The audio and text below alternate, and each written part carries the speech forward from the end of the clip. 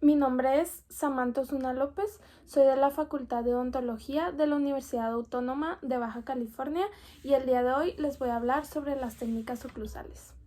Las técnicas oclusales permiten examinar un segmento o la totalidad del arco dental, pues se puede examinar el piso de boca tanto como el paladar.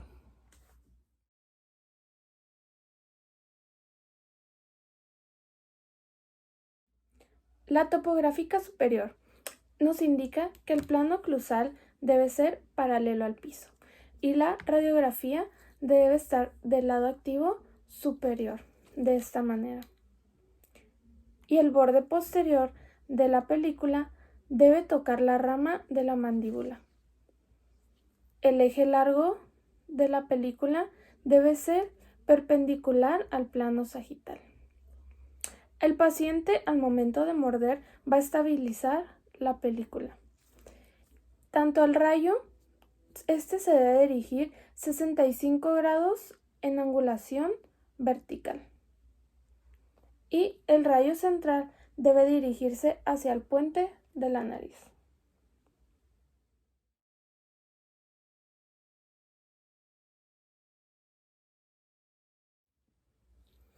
En la topográfica inferior, el plano oclusal debe estar 45 grados con respecto al piso. Al colocar la película, esta se debe hacer con el lado activo hacia abajo.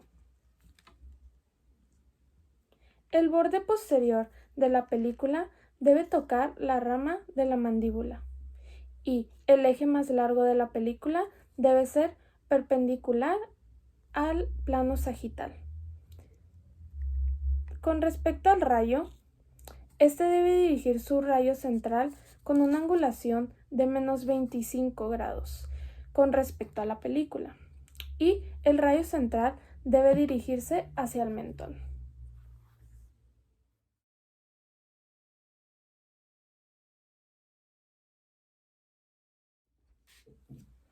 El lateral superior. El plano oclusal debe ser paralelo al piso y la película debe ser colocada con el lado activo hacia arriba. El borde posterior de la película debe tocar la rama de la mandíbula y el eje largo de la película debe ser paralelo al plano sagital, en el borde que sea de interés tanto derecho como izquierdo.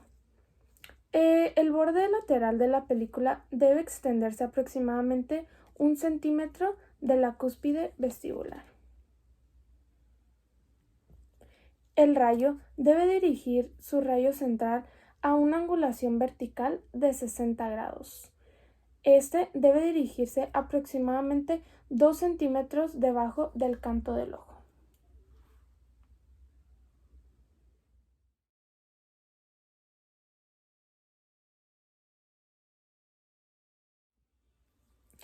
El lateral inferior.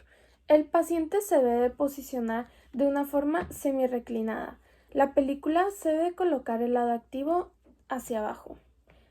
El eje posterior de la película debe de tocar la rama de la mandíbula y el eje de la película debe ser paralelo al plano sagital en el borde de interés, sea tanto derecho como izquierdo, y el borde lateral de la película deberá extenderse aproximadamente 1 centímetro de las cúspides vestibulares.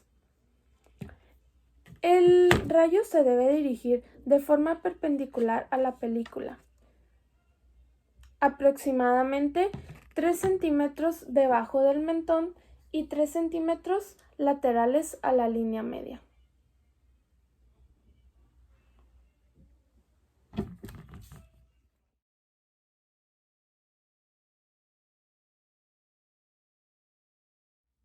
La transversal inferior.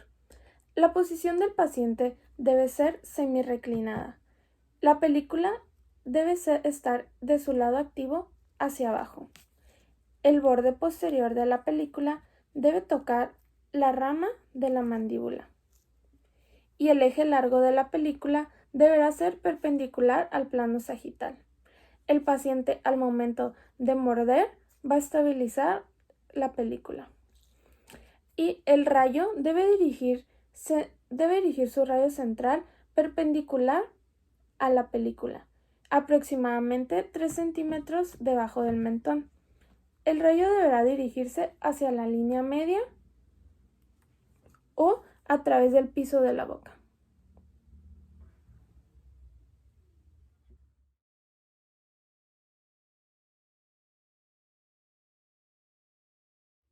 La transversal de tercer molar, o también conocida como técnica del ángulo recto.